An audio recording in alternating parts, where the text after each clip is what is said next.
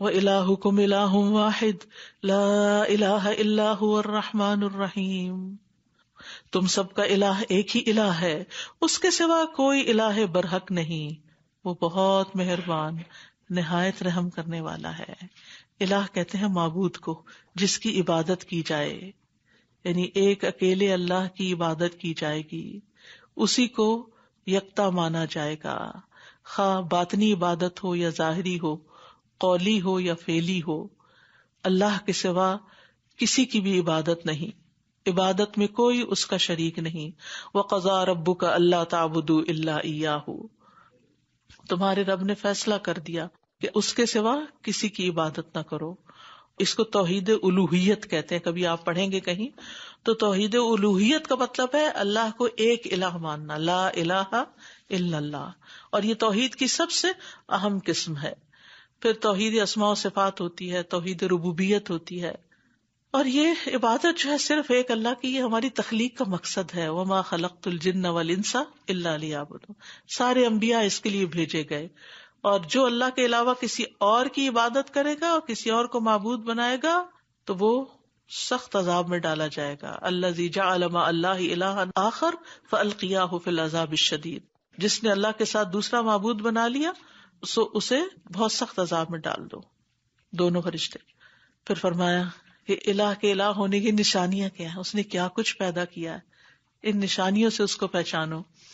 ان فی خلق السماوات والارض واختلاف اللیل والنہار والفلک التی تجری فی البحر بما ينفع الناس وما انزل اللہ من السماء من ماء فاحیا به الارض بعد موتها وبث فیها من کل دابہ وتصریف الریاح والسحاب المسخر بین السماء والارض لآیات لقوم یعقلون. بے شک آسمانوں اور زمین کی پیدائش میں اور رات اور دن کے ایک دوسرے کے پیچھے آنے جانے میں اور ان کشتیوں میں جو سمندر میں ان چیزوں کو لے کے چلتی ہیں جو لوگوں کو نفع دیتی ہیں، اور اس پانی میں جس کو اللہ نے آسمان سے اتارا، پھر اس سے زمین کو اس کی موت کے بعد زندہ کیا، اور اس میں ہر قسم کے جاندار پھیلا دیے، اور ہواؤں کی گردش میں اور بادلوں میں جو آسمان اور زمین کے درمیان مسخر ہیں. البتہ بہت سی نشانیاں ان لوگوں کے لیے جو عقل رکھتے ہیں. تو اللہ نے ہمیں عقل اس لیے دی ہے کہ ہم ان نشانیوں میں غور و فکر کریں. تو یہ اللہ کی توحید کے دلائل ہیں، اور ان چیزوں کو مشرکین بھی مانتے تھے کہ یہ سب کچھ اللہ نے پیدا کیا ہے. یہ آیت ایک بڑی جامع آیت ہے. کائنات کی تخلیق اور اس کے نظم و تدبیر سے متعلق 8 امور کا ذکر اس میں کیا گیا ہے، اور یہ ساری چیزیں قابل توجہ ہیں. انسان جب ان کو روز دیکھتا ہے نا تو پھر معمولی سمجھتا ہے. روز ہی بادل آتے ہیں، روز ہی جاتے ہیں، آج بارش ہے، آج برف ہے، آج یہ ہے. تو ان فی خلق السماوات، آسمان 7 ہیں، ان سب کو اللہ نے بنایا، کسی ایک میں بھی کسی اور کی کوئی شراکت نہیں. اسی طرح زمینیں بھی، اسی طرح رات اور دن بدل جاتے ہیں، رات آتی دن چلا جاتا، دن آتا رات چلی جاتی، سبحان اللہ. اور پھر سوئی بھی ڈوب جاتی ہے پانی میں، اور پانی کے اوپر بڑی بڑی کشتیاں چل رہی ہوتی ہیں، کروز چل رہے ہوتے ہیں. اور پھر بارش کس طرح برستی ہے قطروں میں، اور پھر جو ہی موسم بدلتا ہے زمین ہری ہو جاتی ہے. اور پھر طرح طرح کے جانور جاندار اتنے بے شمار کہ جن کو انسان، جن کی قسمیں بھی گننے سے عاجز ہے، ان کی تعداد تو پھر بھول ہی جائیں. اور پھر ہواؤں کا چلنا، کوئی ہوائیں بادلوں کو لے آتی ہیں اور کوئی لے جاتی ہیں، اور پھر کوئی تیز ہوتی ہیں، کوئی شمالی ہوا، کوئی جنوبی ہوا، کوئی ٹھنڈ لاتی ہے اور کوئی ٹھنڈ لے جاتی ہے. سبحان اللہ، کس طرح اللہ سبحانہ تعالیٰ کے احکام پر عمل کر رہی ہیں. اور صحابہ کا مطلب ہوتا ہے کھینچنا، یعنی ہوائیں ان کو پش کر رہی ہوتی ہیں، پانی کو لے کے اٹھا کے ٹن اور ٹن پانی اوپر سے لے جا رہی ہوتی ہیں. اور یہ آسمان اور زمین کے بیچ میں معلق کر دیے گئے ہیں. سبحان اللہ، اس سے بہتر جگہ کوئی نہیں ہو سکتی تھی ان بادلوں کی. تو اس میں عقل مندوں کو غور و فکر کرنا چاہیے. لیکن لوگوں نے کیا کیا؟ اللہ کی توحید کی نشانیاں دیکھنے کے باوجود غیر اللہ کو اللہ کا برابر بنا دیا. وَمِنَ النَّاسِ مَن يَتَّخِذُ مِن دُونِ اللَّهِ أَندَادًا يُحِبُّونَهُمْ كَحُبِّ اللَّهِ وَالَّذِينَ آمَنُوا أَشَدُّ حُبًّا لِلَّهِ وَلَوْ يَرَى الَّذِينَ ظَلَمُوا إِذْ يَرَوْنَ الْعَذَابَ أَنَّ الْقُوَّةَ لِلَّهِ جَمِيعًا وَأَنَّ اللَّهَ شَدِيدُ الْعَذَابِ. اور لوگوں میں سے بعض ایسے ہیں جو اللہ کے سوا دوسروں کو اس کا مد مقابل بنا لیتے ہیں. ند کہتے ہیں کسی کا مد مقابل، اور وہ ان سے ایسی محبت کرتے ہیں جیسے اللہ سے کرنی چاہیے. اور وہ لوگ جو ایمان لائے وہ اللہ کی محبت میں سب سے زیادہ شدید ہیں. اور کاش دنیا میں دیکھ لیں وہ لوگ جنہوں نے ظلم کیا، جب وہ عذاب دیکھیں گے تو جان لیں گے کہ بے شک قوت ساری کی ساری اللہ ہی کے لیے ہے، اور بے شک اللہ شدید عذاب والا ہے، سخت سزا دینے والا ہے. تو یہاں کیا بتایا جا رہا ہے کہ لوگوں میں سے کچھ ایسے نہیں، سب لوگ ایسے نہیں ہیں کہ جو مخلوق کو خالق کے برابر قرار دے دیتے ہیں. اور کس طرح عبادت میں، محبت میں، تعظیم میں، اطاعت میں، تو یہ درست نہیں ہے. لیس کمثلہ شیء، کوئی اللہ جیسا ہی نہیں، کوئی اللہ کے برابر نہیں، کوئی اس کے مشابہ نہیں، کوئی اس کے ہم مثل نہیں. اور جو شخص اس حال میں مر جائے کہ اللہ کے سوا اوروں کو اس کا شریک ٹھہراتا رہا ہو تو آگ میں داخل ہوگا. تو ایمان والے جو ہوتے ہیں وہ اللہ کی محبت میں سب سے زیادہ شدید ہوتے ہیں، اس سے بھی زیادہ شدید جس طرح لوگ بتوں سے محبت رکھنے والے اپنے بتوں کی محبت میں شدید ہوتے ہیں. تو ایمان والے ان سے بڑھ کر، اشد کا مطلب سب سے زیادہ سخت ہوتے ہیں محبت میں. اور یاد رکھیے جس کو اللہ سے محبت ہو نا، اس پہ اللہ کا رنگ چڑھ جاتا ہے. صبغت اللہ، جو کل ہم نے پڑھا تھا، یعنی دین اس کے لیے کوئی آرٹیفیشل چیز نہیں ہوتا کہ وہ مسجد جاتے ہوئے دیندار بن جاتا ہے. نہیں، دین اس کی فطرت میں شامل ہو جاتا ہے. دین اس کی عادتوں میں، اس کی گفتگو میں، اس کے رنگ ڈھنگ میں، اس کی شادی بیاہ، اس کے کھانے پینے، اس ہر چیز کے اندر آ جاتا ہے. وہ کمپارٹمنٹس میں نہیں ہوتا، کیونکہ رنگ جب چڑھتا ہے تو وہ کیا ہوتا ہے، پوری طرح ہی چڑھ جاتا ہے. تو جب اللہ کی محبت دل میں آتی ہے تو انسان کے بدن پہ ظاہر ہوتی ہے، اور اللہ کی اطاعت میں بہت محنت کرتا ہے، اس کے دین کی خدمت کے لیے چاقو چوبند رہتا ہے، وہ اللہ کی رضا حاصل کرنے کا حریص ہو جاتا ہے، اللہ سے سرگوشیاں کرنے میں اس کو لذت حاصل ہوتی ہے، وہ اللہ کے فیصلوں پہ راضی ہوتا ہے، اسے اللہ کی ملاقات کا شوق لگ جاتا ہے. ربی ارینی انظر الی، وہ لوگوں سے دور بھاگتا ہے. اس کا مطلب نہیں کہ انسان بیزار ہوتا ہے، یعنی اس کو فضول گپ شپ میں کوئی دلچسپی نہیں ہوتی.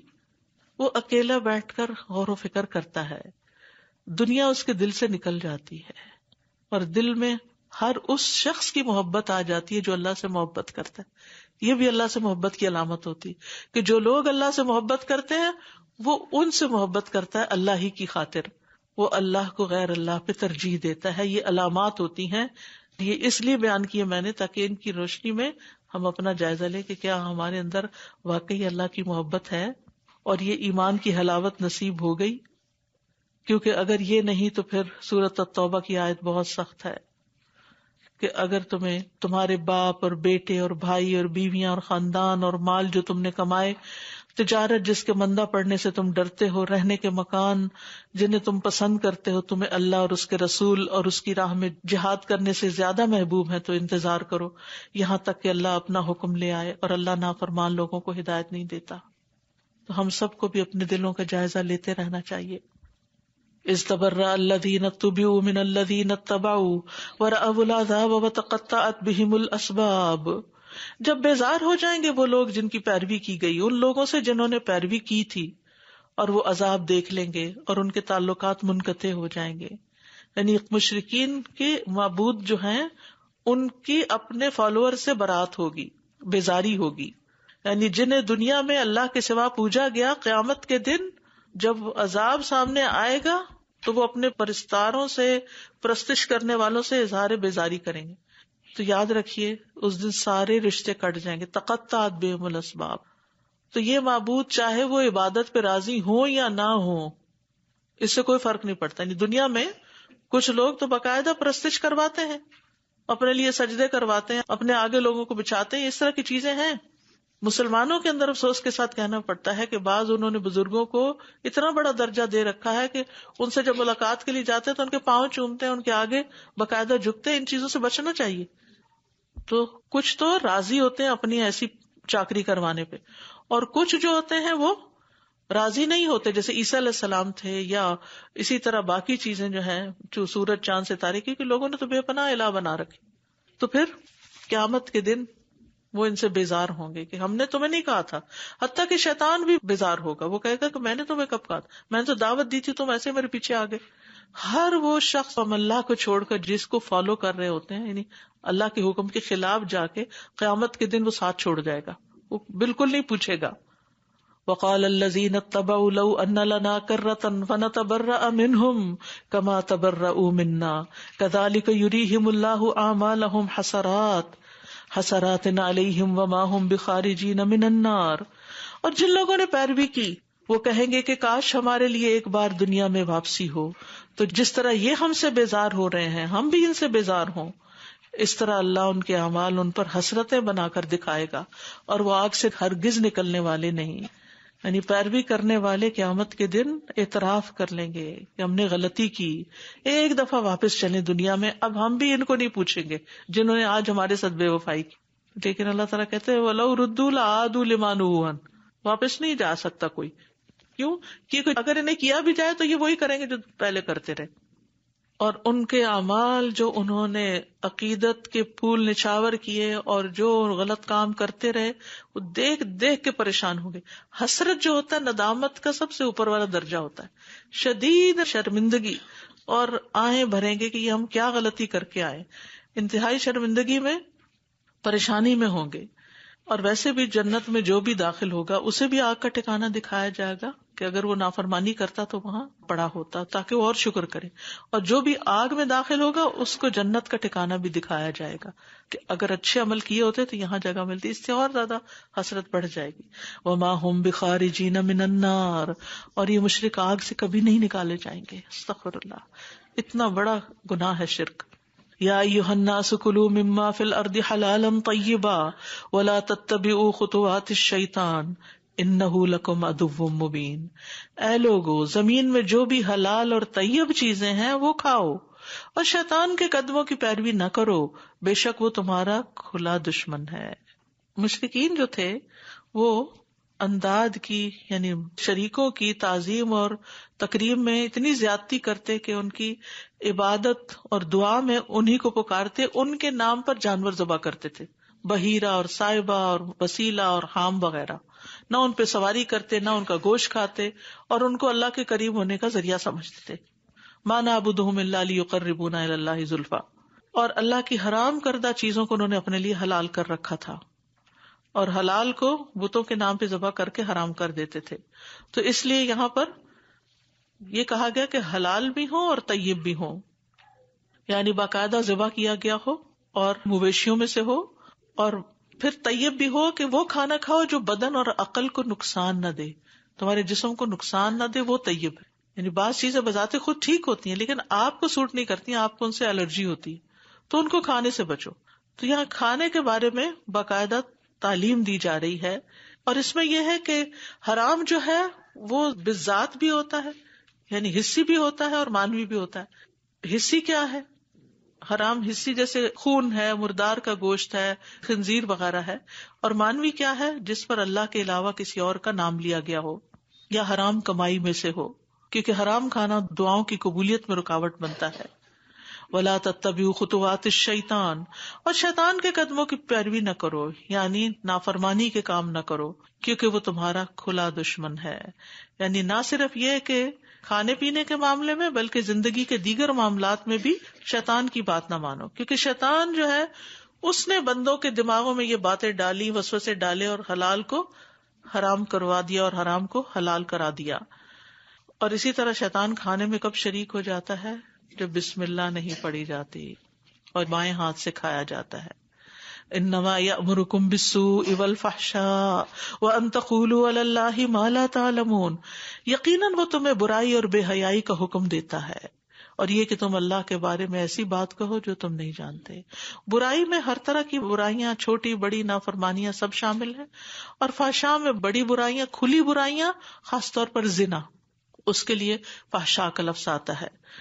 یعنی فواحش ایسے گناہ ہوتے ہیں جن کی برائی اور قباحت کی وجہ سے ان کو سخت قبیح سمجھا جاتا ہے، جیسے عمل قوم لوط ہے یا زنا ہے وغیرہ وغیرہ. اللہ نے ان کو حرام قرار دیا ہے.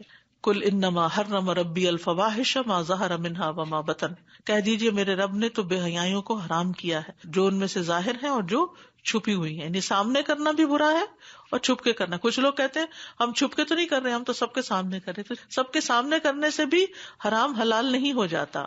اور پھر اسی طرح یہ ہے کہ مومن جو ہے فحش گو بھی نہیں ہوتا، زبان سے بھی بے حیائی کے کلمات نہیں نکالتا، نہ تانے دیتا ہے، حدیث میں آتا ہے نبی صلی اللہ علیہ وسلم فرمایا کہ مومن نہ تانے دینے والا ہوتا ہے، نہ لانتے کرنے والا ہوتا ہے، نہ فحش کلامی کرنے والا، نہ گالی گلوچ کرنے والا. وَإِذَا قِيلَ لَهُمُ اتَّبِعُوا مَا أَنزَلَ اللَّهُ قَالُوا بَلْ نَتَّبِعُ مَا أَلْفَيْنَا عَلَيْهِ آبَاءَنَا وَلَوْ كَانَ آبَاؤُهُمْ لَا يَعْقِلُونَ شَيْئًا وَلَا يَهْتَدُونَ. اور جب ان سے کہا جاتا ہے کہ اس کی پیروی کرو جو اللہ نے نازل کیا قرآن و سنت میں سے، قرآن مجید دوسری جگہ پر آتا ہے وَأَنزَلَ اللَّهُ عَلَيْكَ الْكِتَابَ وَالْحِكْمَةَ، اللہ نے تم پر کتاب اور حکمت نازل کی، تو قرآن و سنت کی پیروی کرو. قَالُوا بَلْ نَتَّبِعُ مَا أَلْفَيْنَا عَلَيْهِ آبَاءَنَا، کہتے ہیں ہم تو اس کی پیروی کریں گے جس پر ہم نے اپنے باپ دادا کو پایا. کیا اگرچہ ان کے باپ دادا کچھ بھی عقل نہ رکھتے ہوں اور نہ ہدایت یافتہ ہوں پھر بھی انہی کی پیروی کریں گے؟ یہاں اندھا دھن باپ دادا کی پیروی کرنا منع ہے. اگر وہ باپ دادا دین پر تھے تو پھر ان کے طریقے پہ چلنے میں کوئی برائی نہیں. جیسے کس نے کہا تھا؟ یوسف علیہ السلام نے، کہ میں نے اپنے باپ دادا کا طریقہ اختیار کیا ہے. تو یہ نہیں کہ اللہ تعالیٰ کو باپ دادا سے بیر رکھتا ہے اور ان کو پسند نہیں کرتا.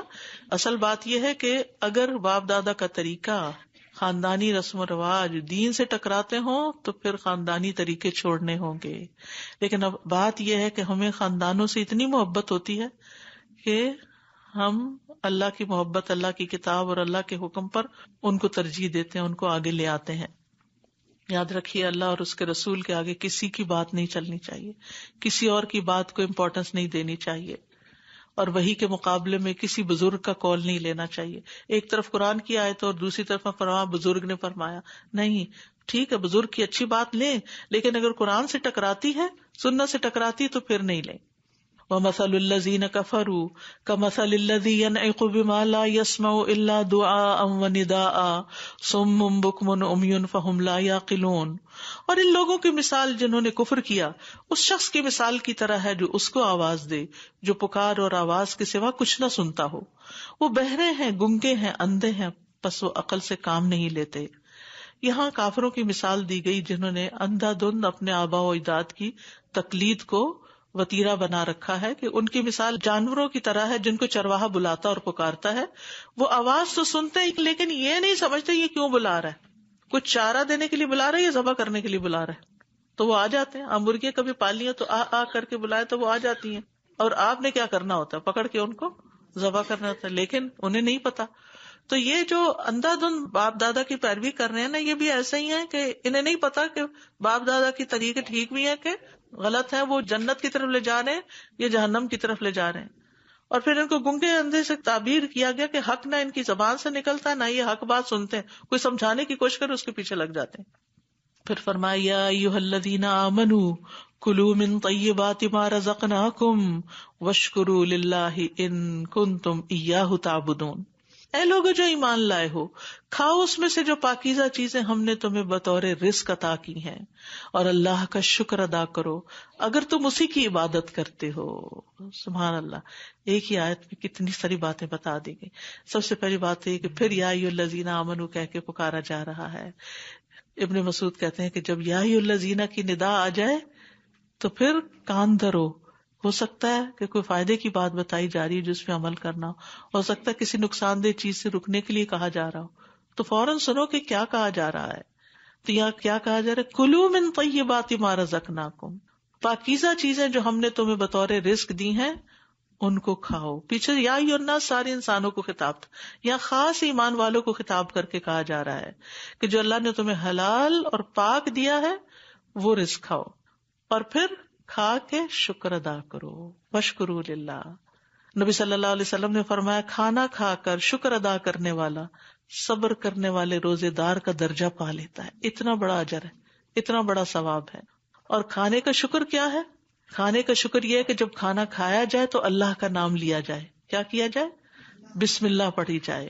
جب فارغ ہو جائے تو کیا کہیں؟ الحمدللہ کہیں. نبی صلی اللہ علیہ وسلم نے فرمایا کہ سب سے افضل شکر الحمدللہ کہنا ہے. آپ نے فرمایا بے شک اللہ اس بندے سے راضی ہو جاتا ہے جو ایک لقمہ بھی کھائے تو اس پر اللہ کا شکر ادا کرے. ایک گھونٹ پانی پیا آپ نے تو الحمدللہ کہنے میں کیا مشکل ہے، لیکن اللہ کی رضا حاصل ہو جائے گی. یا جو مشروب کا ایک گھونٹ بھی پیے تو اس پر اللہ کا شکر ادا کرے. اور پھر جو شخص کھانا کھا کے یہ دعا پڑھے، الحمدللہ الذی اطعمنی ھذا الطعام ورزقنیہ من غیر حول منی ولا قوۃ، اللہ کا شکر جس نے مجھے یہ کھانا کھلایا اور اس نے مجھے رزق عطا فرمایا جس میں میری کوئی قوت اور طاقت شامل نہ تھی، تو اس کے گزشتہ گناہ معاف کر دیے جائیں۔ ہر دفعہ یہ پڑھ کے کھانے کی ٹیبل سے اٹھے اور ساتھ ہی گناہ بھی معاف ہو جائے۔ اب یہ ہے شکر کا فائدہ۔ کھانے پینے کے آداب کتاب اویلیبل ہے، یہ ہر ایک کی لازمی ضرورت ہے کہ ہمارا دین ہمیں اس بارے میں کیا تاکید کرتا ہے، کیونکہ اسی آیت کی تفصیل ہے کہ کیا کھانا چاہیے کیا نہیں کھانا چاہیے اور کھانے پینے کے آداب کیا ہیں۔ پھر فرمایا انما حرم علیکم المیتۃ والدم ولحم الخنزیر وما اہل بہ لغیر اللہ فمن اضطر غیر باغ ولا عاد فلا اثم علیہ ان اللہ غفور الرحیم۔ اس نے تو تم پر صرف مردار اور خون اور سور کا گوشت اور جس چیز پر اللہ کے سوا کسی اور کا نام پکارا جائے وہ حرام کیا ہے، پھر جو مجبور کر دیا جائے، نہ چاہنے والا ہو یعنی حرام کو، نہ حد سے بڑھنے والا ہو کہ زیادہ کھائے مجبوری کی حالت میں، تو اس پر کوئی گناہ نہیں۔ بے شک اللہ بہت بخشنے والا نہایت رحم کرنے والا ہے۔ تو یہاں پر آپ دیکھیے کہ بڑی بڑی حرام چیزوں کا ذکر کر دیا گیا۔ 3 تو حصی ہیں، کیا؟ مردار، خون اور لحم الخنزیر۔ اغلبیت کی وجہ سے صرف گوشت کا ذکر کیا گیا، ورنہ خنزیر کی ہر چیز ہی حرام ہے، تیل، چربی، سب پروڈکٹس، بائی پروڈکٹس، سب کچھ۔ اور پھر ایک چیز مانوی ہے جو حلال کو بھی حرام کر دیتی، وہ یہ کہ ذبح کرتے ہوئے کسی جانور پر اللہ کے علاوہ کسی اور کا نام لے لیا جائے، یا صرف غیر اللہ کا نام لیا جائے، یا کسی بت کے استان پر ذبح کیا جائے، یا پھر کسی قبر کے پاس لے جا کے ذبح کیا جائے، یا اللہ کے سوا کسی اور کے نام پر اس کو خوش کرنے کے لیے اگر آپ نے ذبح کیا تو وہ بھی اسی طرح حرام ہو جائے گا جیسے لحم الخنزیر ہے۔ تو ان چیزوں سے بچنے کی ضرورت ہے۔ فمن اضطر، جو مجبور ہو گیا، کچھ اور ہے ہی نہیں بیچارے کے پاس کھانے کو، لیکن یہ کہ وہ طلبگار نہیں کہ مجھے حرام ملے، نہ اسے شوق ہے حرام کھانے کا، تو پھر فقہی قاعدہ ہے الضرورات تبیح المحظورات، کہ جو ضرورتیں ہوتی ہیں وہ حرام کو مباح کر دیتی ہیں۔ تو ایسی صورت میں ان اللہ غفور الرحیم، اللہ کو پتا ہے کہ یہ بھوک سے مر رہا ہے تو اسے جان بچانی لازم ہے۔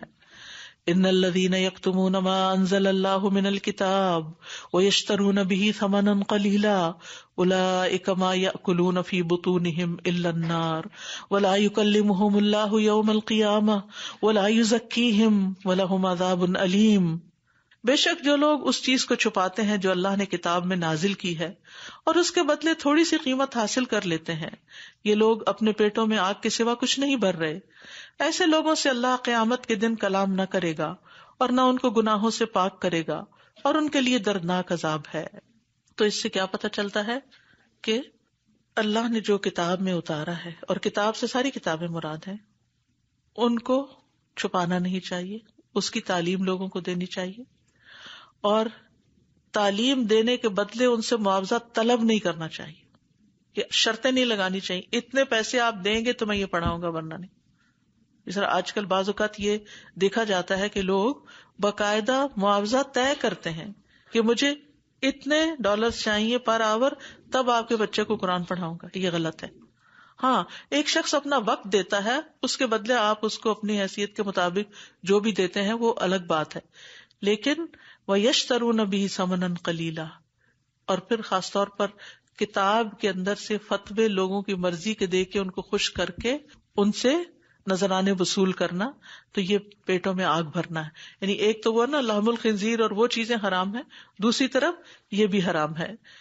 ایسے لوگوں سے قیامت کے دن اللہ بات بھی نہیں کرے گا، ان کو پاک نہیں کرے گا، کیونکہ دنیا میں انہوں نے اپنا تزکیہ نہیں کیا، تو اللہ قیامت کے دن ان کا تزکیہ نہیں کرے گا اور ان کے لیے دردناک عذاب ہے۔ تو یاد رکھیے کہ علم کی بات چھپانا ہلاکت ہے۔ جو کسی چیز کا علم رکھتا ہو اسے چاہیے کہ دوسروں کو سکھائے۔ حسن بصری کہتے ہیں علم کو چھپانے سے بچو کیونکہ یہ تباہی کا باعث ہے۔ علم نہ پھیلانا اپنے نفس کے ساتھ گمراہی اور جہالت ہے، اور علم پھیلانے والے کے لیے نبی صلی اللہ علیہ وسلم نے دعا کی ہے، نضر اللہ امرأ سمع مقالتی فحفظها ووعاها وبلغها من لم يسمعها ثم ذهب بها الى من لم يسمعها۔ اللہ اس شخص کو تر و تازہ رکھے جس نے میری بات سنی پھر اس کو یاد کیا اسے یاد رکھا اور اس شخص کو پہنچایا جس نے انہیں سنا، اور پھر جس نے ان کو نہیں سنا اس کو بتانے کے لیے اس کی طرف گیا. یعنی کچھ تو خود سننے آ جاتے ہیں اور کچھ کو جا کے بتانا پڑتا ہے. یہ دونوں طریقوں سے علم کو پھیلانا چاہیے، کیونکہ بعض اوقات لوگ کہتے ہیں پیاسے کو کنویں کے پاس آنا چاہیے، ہم تو یہ بیٹھے جو آئے سیکھے، جو نہیں آتا اس کی مرضی. نہیں، بعض لوگوں کو اس کی قدر نہیں ہوتی. آپ کو خود بھی جا کے، جیسے نبی صلی اللہ علیہ وسلم خود جاتے تھے سوکھے اوقاز وغیرہ میں لوگوں کے پاس جا کے، اور بعض اوقات لوگوں کو دعوت دیتے تھے. تو ہر طرح سے جو بھی موقع ملے انسان کو خیر کی بات پہنچانی چاہیے. اولئک الذین اشتروا الضلالۃ بالہدی والعذاب بالمغفرہ فما اصبرہم علی النار. یہی وہ لوگ ہیں جنہوں نے ہدایت کے بدلے گمراہی اور مغفرت کے بدلے عذاب خریدا، پس کتنا صبر ہے ان کا آگ پر. استغفر اللہ. یعنی ان کافروں نے ہدایت کے بدلے گمراہی لے لی اور بخشش کے بدلے آگ کو قبول کر لیا. یعنی دوسرا معنی یہ بھی ہے کہ کون سی چیز ہے جو انہیں آگ کے عذاب کو برداشت کرنے پہ آمادہ کر رہی ہے کہ یہ اللہ کی نافرمانیوں پہ کمر باندھے ہوئے ہیں. ذالک بأن اللہ نزل الکتاب بالحق وان الذین اختلفوا فی الکتاب لفی شقاق بعید. یہ اس لیے کہ بے شک اللہ نے کتاب حق کے ساتھ نازل کی. آج دیکھیں بار بار حق کے ساتھ اتارنے کی بات ہو رہی ہے، اور یقیناً جن لوگوں نے اس کتاب میں اختلاف کیا البتہ وہ ضد میں حق سے دور جا پڑے ہیں. تو ایسا اختلاف بدبختی اور مصیبت ہے. یعنی قرآن کے ذریعے جھگڑا کرنے کی ممانعت ہے. نبی صلی اللہ علیہ وسلم نے فرمایا قرآن کے ذریعے جھگڑا نہ کرو، اور نہ اللہ کی کتاب سے بعض کو بعض کے ذریعے جھٹلاؤ. پس اللہ کی قسم بے شک مومن قرآن کے ساتھ جھگڑا کرے گا تو مغلوب ہو جائے گا، اور منافق قرآن کے ساتھ جھگڑا کرے گا تو غالب آ جائے گا. اور دوسرا یہ کہ اس طرح کی کوشش نہیں کرنی چاہیے کہ قرآن میں ایک جگہ تو یہ آتا ہے، دوسری جگہ تو یہ آتا ہے، تو یہ اس کے کانٹراڈکٹ کر رہا ہے، اور یہ نہیں. آپ کا علم کم ہے اس لیے آپ کو اختلاف نظر آ رہا ہے. اگر آپ اس کو اس کے کانٹیکسٹ میں پڑھے تو آپ کو مطلب سمجھ آ جائے گا. تو بہرحال اللہ سبحانہ وتعالی ہمیں ہر شر سے محفوظ رکھے، صحیح علم عطا کرے اور صراط مستقیم دکھائے، اور ہمیں سورۃ البقرہ کی برکتیں عطا فرمائے. وآخر دعوانا ان الحمد للہ رب العالمین. سبحانک اللہم وبحمدک اشہد ان لا الہ الا انت استغفرک واتوب الیک. السلام علیکم ورحمۃ اللہ وبرکاتہ.